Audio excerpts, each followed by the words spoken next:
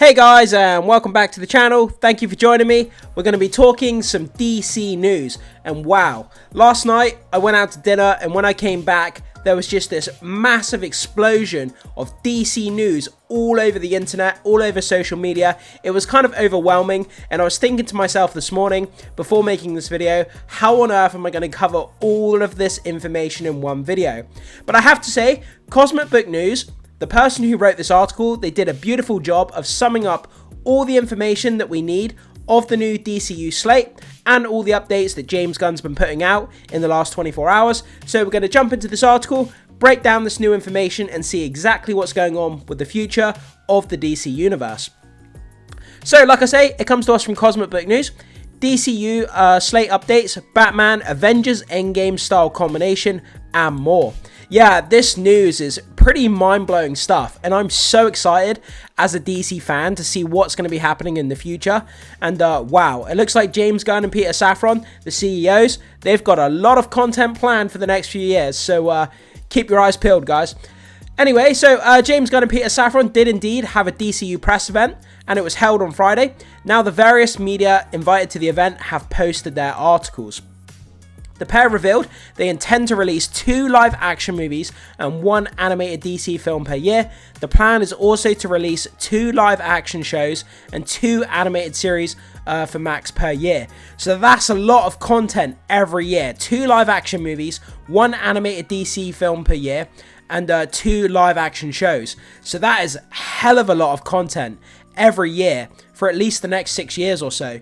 So we're not going to be short of any DC content in the next few years, which is really exciting stuff. Also, the one thing that I will say, even though they're putting out all this content over the next few years, which is exciting as a DC fan, I don't want them to fall into the same trap that Disney fell into, where they were putting out quantity over quality. I hope DC doesn't do this, where they just rush out content just for the sake of it being there, and the quality begins to decline just because of the sheer amount of content. I really hope that's not the case, but we'll have to wait and see. Regardless, it's still exciting to get all this new content in the next few years. So, this next piece of information is what stood out to me the most out of all the information we're going to talk about in today's video. I mean, here, Gunn has a 6-year plan in place to include an Avengers-Endgame style combination, but wouldn't go into details. So it looks like all the movies are going to be working towards this big kind of team-up event, very similar to what they did with Avengers-Endgame. Obviously, Avengers-Endgame, it had a massive build-up. Years following, all of these movies worked together in tandem. The overarching narrative of all of its characters, complex plot points, all worked together to build up to Avengers Infinity War and Endgame, and those movies made incredible amounts at the box office. You know, some of the biggest box office movies of all time. But they did a great job building up to those event type movies. Can DC do the same thing? They have to build the groundwork, they have to set the narrative, they have to make these movies gel together, make the characters and the narrative interesting, so that by the time we get to this Avengers Endgame style combination event movie in 6 years time, it has to pay off. The narratives have to set up this movie great, the same way Avengers Endgame did.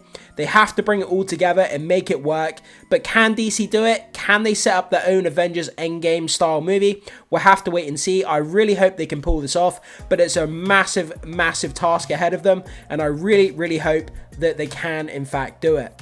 So, is Zack Snyder back? Obviously, guys, with that picture of James Gunn and Zack Snyder, you know, they were together. That picture that they took in the movie studio, it was doing the rounds on the internet a few days ago. It was breaking the internet. People were thinking Zack Snyder's coming back to DC to direct movies for James Gunn. What exactly was happening, though? This is going to give us an update here. So, probably the biggest question on fans' minds is whether Zack Snyder is back at DC. Gunn cleared up the air regarding the photo and said that he only did this because they knew it would melt the internet. So no, Zack Snyder is not back at DC. You cannot tell me that Zack Snyder and James Gunn were in the same room and they didn't at least have a discussion about the content, about Zack Snyder potentially directing something, or just a discussion about DC in general. There is no way those two were not in the same room and didn't at least discuss something like that. Something like that have to have happened. But yeah, if Zack Snyder does in fact come back to direct a DC movie for James Gunn, in the near future, it would absolutely break the internet. The Snyder cult would go crazy, and I would just love to see it. But cross my fingers that it does happen, because Zack Snyder is a terrific director. So, what about Robert Pattinson as Batman in the DCU? Rumours offered that James Gunn wants Robert Pattinson as the DCU's Batman. Gunn said there was never any serious conversations about bringing Pattinson into the DCU. Gunn said they have talked about everything you can think of, but doesn't mean that there will be serious conversations. No, Robert Pattinson is not the DCU's Batman. So we have that confirmed going forward. A lot of people weren't sure whether Robert Pattinson's Batman, obviously directed by Matt Reeves, people weren't sure whether he was coming in to be the DCU's official Batman opposite David Corenswet's Superman, but we know that is officially not the case. Robert Pattinson will not be the DCU's Batman. That Matt Reeves universe is going to be its own separate standalone thing alongside the DCU timeline. So, update on Matt Reeves' Batman 2. It seems like forever since we had the first Batman movie. So, regarding the Batman 2, Matt Reeves still hasn't turned in the finished script. Gunn and Safran like what they see so far. Filming starts towards the end of the year. I mean, Matt Reeves did come out a while back in an interview saying that they are going to start filming this year, but you know, the fact that a script still hasn't turned in is pretty worrying for the fan base, because there could potentially be even more delays, and we could be waiting a long time to get the Batman Part 2, but we'll have to wait and see how that pans out. So what about the Penguin Season 2?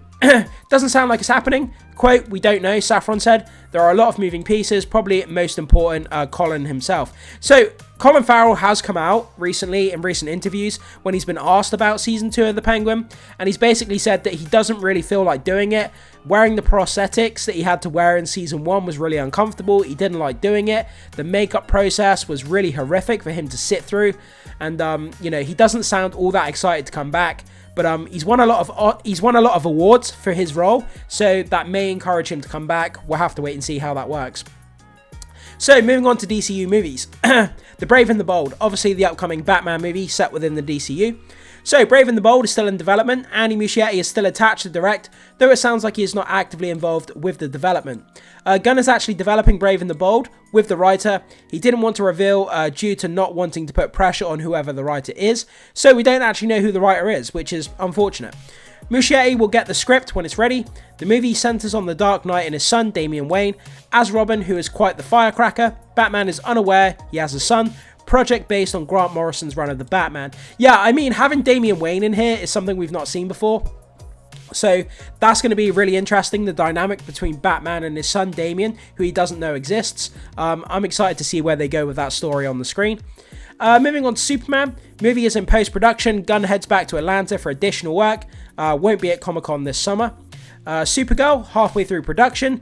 Everything seems to be going well. Doesn't seem to be any delays or anything about Supergirl, so that's great to hear.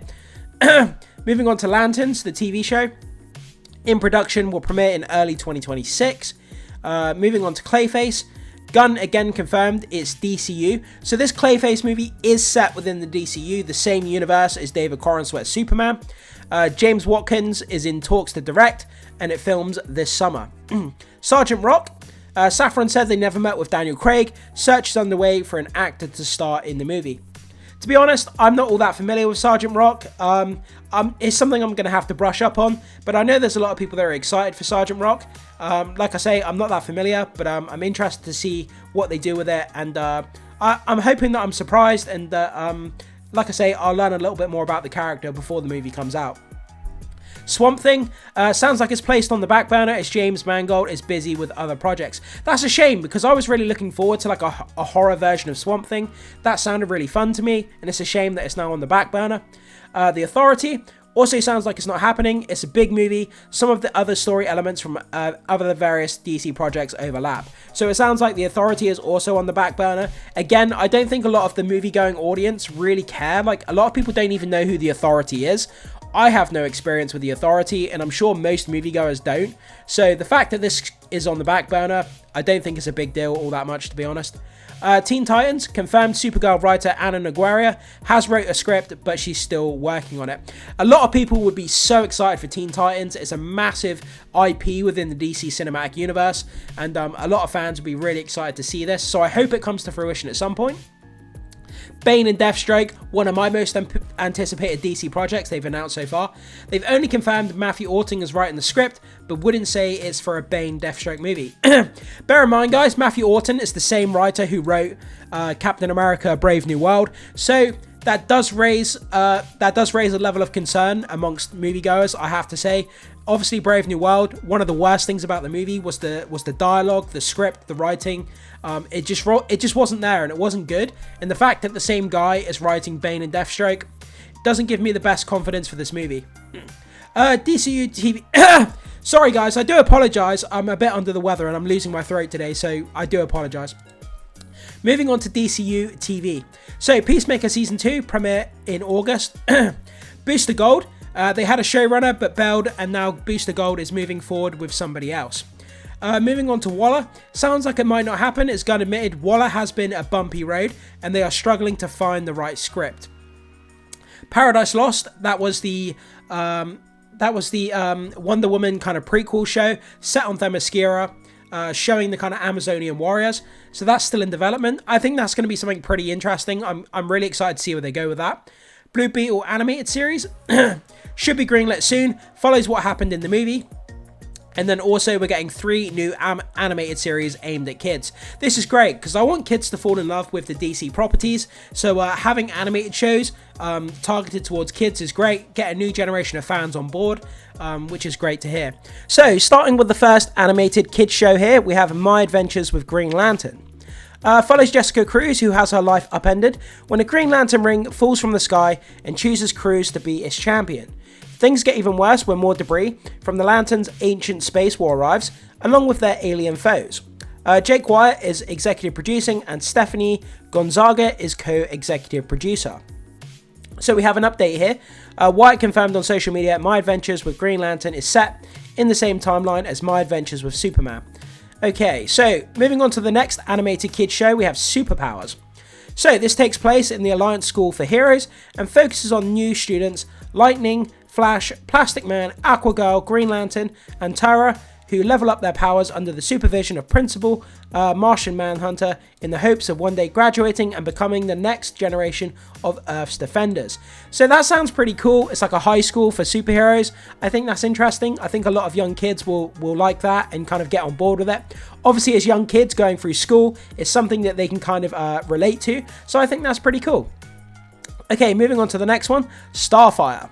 So Starfire serves as the origin story. The show follows her adventures after she uses an ancient spaceship she discovers on her home planet of Tamaran to escape her planet and explore the stars. Along the way, she'll meet space biker Crush, plant loving Fern, and the magical princess Amethyst of Gemworld, and together they will uncover the deepest reaches of the DC universe, save space dolphins, surf Technicolor nebulas, and boldly soar into the unknown. That sounds like a really, really expansive kind of galactic show. Josie Campbell is executive producing, and Brian Dohard is co-executive producing. So that's all the news. Again, guys, I'm really sorry. My throat keeps giving out on me today. So that's all the news we have with the new DC updates. Like I say, a lot of news there to get through. 3 brand new animated shows aimed at kids. We have so much TV information, movie information. And that's kind of all the updates that we have so far from the recent news the recent news cycle that's come out from James Gunn and Peter Safran, the CEOs of DC. So guys, I kind of throw it off to you. Which piece of news stands out to you the most? What are you the most excited for? What caught you off guard? What surprises do you think sound the best? Whatever you think, guys, jump into the comment section and let us know down below. I would love to hear your thoughts, comments, and opinions on everything we've covered in this video today. As always, guys, thanks so much for being here. Make sure you hit the like button before you leave. Consider becoming a subscriber of the channel if you haven't done so far. It goes a long way to supporting my content, so I really, really appreciate that. And as always, I will see you in the next video.